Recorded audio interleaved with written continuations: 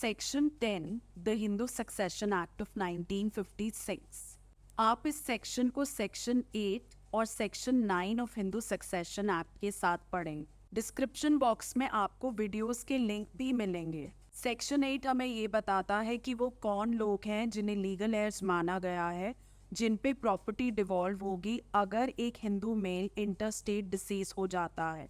और सेक्शन 9 हमें बताता है कि जब प्रॉपर्टी डिवॉल्व होगी क्लास 1 या फिर क्लास 2 एयर पे, तब प्रॉपर्टी की डिस्ट्रीब्यूशन कैसे की जाएगी।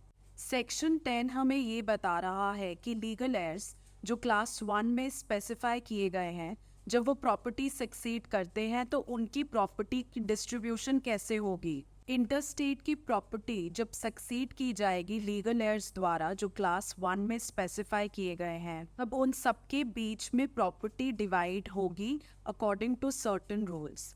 पहला रूल ये बताता है कि इंटरस्टेट की विडो एक शेयर लेगी।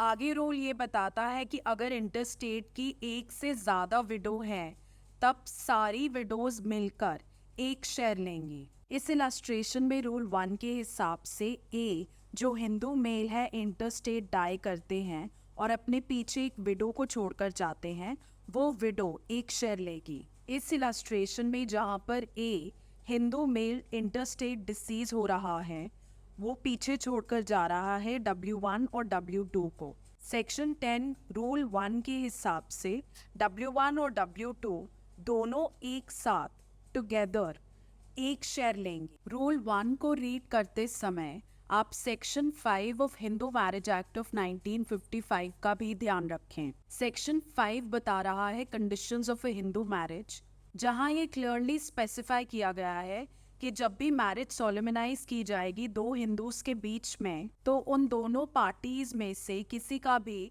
शादी को सोलेमनाइज करते समय लिविंग स्पाउस मौजूद नहीं होना चाहिए। आगे जब आप सेक्शन 11 पढ़ते हैं, तब हमें ये पता चलता है कि जो मैरिज सोलेमनाइज की गई है सेक्शन 5 क्लॉज 1 की वॉयलेशन में, उससे वॉइड मैरिज माना गया है। और आगे सेक्शन 17 पनिशमेंट दे रहा है बाइगमी के लिए। जब हम इन तीनों section 5, section 11, section 17 of Hindu marriage act of 1955 को रीड करेंगे section 10 of Hindu succession act of 1956, specially rule number 1, तब हम ये समझ सकते हैं कि पोस्ट 1955 जब हिंदू मैरिज एक्ट इनैक्ट हो चुका है, तब रूल 1 जो कह रहा है कि इंटरस्टेट की एक से ज़्यादा विडो हो सकती है, उस सिनारियो में हिंदू मैरिज एक्ट 1955 के हिसाब से सेकेंड मैरिज को वॉइड माना जाएगा। इसका मतलब दूसरी विडो जिसकी शादी ही वॉइड है, वो इंटाइटल्ड नहीं होगी प्रॉपर्टी इनहेरिट करने के लिए। इस इलस्ट्रेशन के हिसाब से ए हिंदू मेल अगर डाई कर रहा है इंटरस्टेट 2000 में और वो पीछे छोड़कर जाता है अपनी विडो W1 को, जिससे उसकी शादी 1990 में हुई थी और एक सन S पैदा हुआ था, और 1994 में वो शादी करता है W2 के साथ, जबकि उसकी फर्स्ट मैरिज सबसिस्टिंग थी। W2 से उसकी डॉटर बॉर्न होती है D। इस इलस्ट्रेशन में A पीछे छोड़कर जाता है W1 और W2 को, लेकिन सेक्शन 10 रूल 1 के हिसाब से दोनों विडोज शेयर नहीं ले पाएंगी, क्योंकि हिंदू मैरिज एक्ट 1955 के हिसाब से W2 की शादी A के साथ वॉइड मानी जाएगी। इसलिए W1 प्रॉपर्टी सक्सीड करेंगी और W2 इंटाइटल्ड नहीं है इनहेरिट करने के लिए A की property after his death. Section 10 आगे रूल 2 में ये बताता है कि इंटरस्टेट की जो सर्वाइविंग सन्स, डॉटर्स और उसकी मदर हैं, वो सब प्रॉपर्टी सक्सीड करेंगे और एक शेयर लेंगे ईच।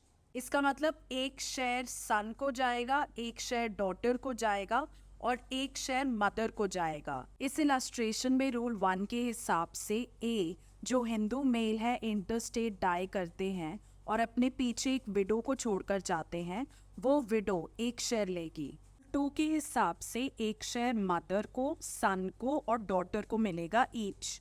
इसका मतलब रूल 1 और रूल 2 के हिसाब से मदर को 1/4 शेयर मिलेगा, सन को 1/4 शेयर मिलेगा, विडो को 1/4 शेयर मिलेगा और डॉटर को भी 1/4 शेयर मिलेगा। इस इलस्ट्रेशन में जहाँ पर ए हिंदू मेल इंटरस्टेट डिसीज हो रहा है, वो पीछे छोड़कर जा रहा है W1 और W2 को। सेक्शन 10 रूल 1 के हिसाब से W1 और W2 दोनों एक साथ टुगेदर एक शेयर लेंगे और सेक्शन 10 के रूल 2 के हिसाब से मदर, सन्स और डॉटर्स भी एक एक शेयर लेंगे ईच। इसका मतलब मदर 1/6, S1 1/6, D1 1/6, S2 1/6 और D2 1/6 शेयर लेंगे।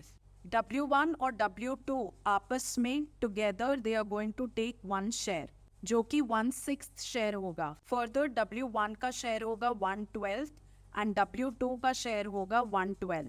इस इलस्ट्रेशन के हिसाब से ए हिंदू मेल अगर डाई कर रहा है इंटरस्टेट 2000 में और वो पीछे छोड़कर जाता है अपनी विडो W1 को, जिससे उसकी शादी 1990 में हुई थी और एक सन एस पैदा हुआ था और 1994 में वो शादी करता है W2 के साथ, जबकि उसकी फर्स्ट मैरिज सबसिस्टिंग थी। W2 से उसकी डॉटर बॉर्न होती है D। इस इलस्ट्रेशन में ए पीछे छोड़कर जाता है W1 और W2 को, लेकिन सेक्शन 10 रूल 1 के हिसाब से दोनों विडोज शेयर नहीं ले पाएंगी क्योंकि हिंदू मैरिज एक्ट 1955 के हिसाब से W2 की शादी A के साथ वॉइड मानी जाएगी। इसलिए W1 प्रॉपर्टी सक्सीड करेंगी और W2 इंटाइटल्ड नहीं है इनहेरिट करने के लिए A की प्रॉपर्टी आफ्टर हिज डेथ। ध्यान दें यहाँ पे डॉटर जो W2 से पैदा हुई हैं वो लेजिटिमेट चाइल्ड मानी जाएंगी और वो प्रॉपर्टी सक्सीड करेंगी A if he dies intestate. इसलिए इस इलस्ट्रेशन में 3 इक्वल पार्ट्स में डिवीजन होगा।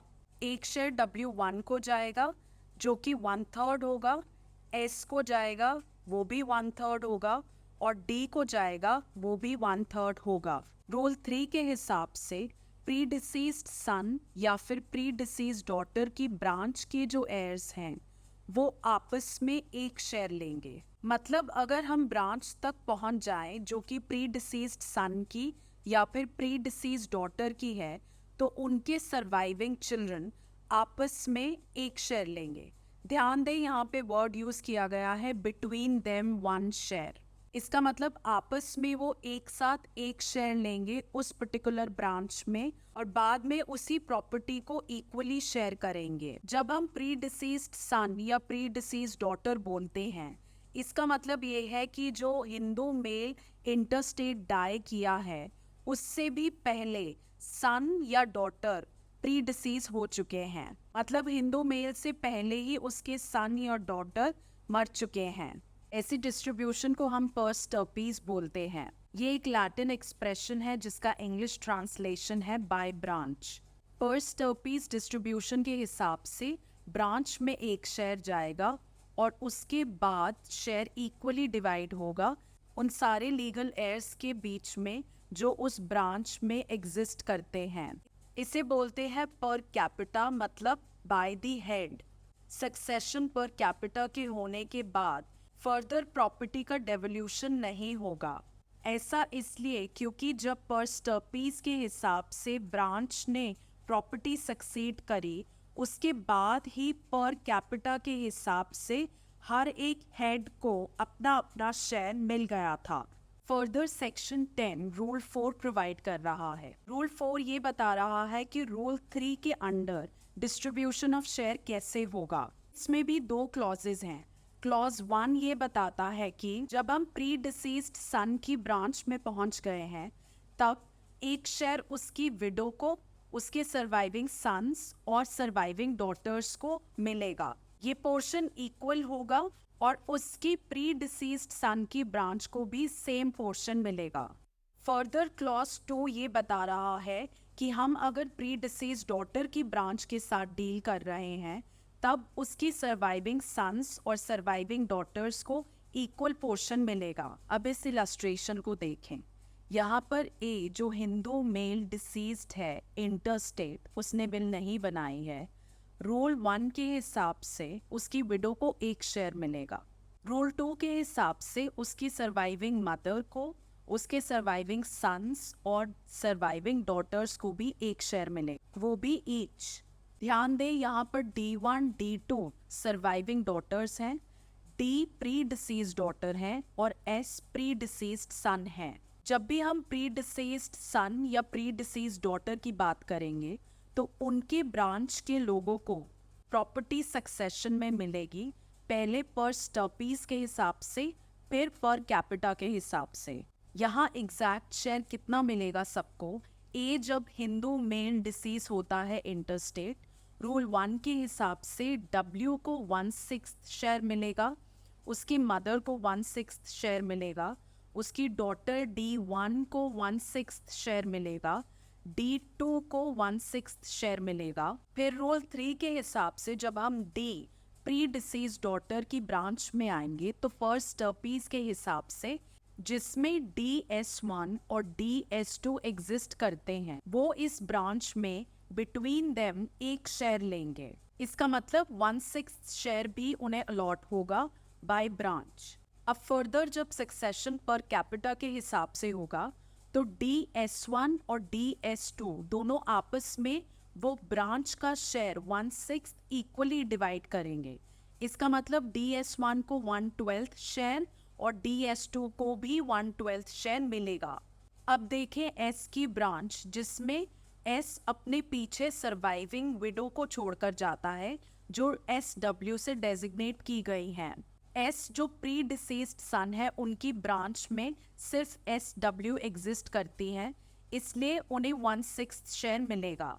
ये रूल 4 के हिसाब से है जो बताता है कि रूल 3 के अंडर डिस्ट्रीब्यूशन इवेंचुअली कैसे होगी। जब भी रूल 3 के अंडर बाय ब्रांच शेयर किया जाता है प्रॉपर्टी को, वो फर्दर रूल 4 के अंडर पर हेड के हिसाब से डिस्ट्रीब्यूट होती है अमंग दी एयर्स, और उसमें हमेशा सबको सेम पोर्शन या इक्वल पोर्शन मिलता है। M, W, D1, D2, D, S, ये टोटलिटी में 6 लीगल एयर्स हो गए।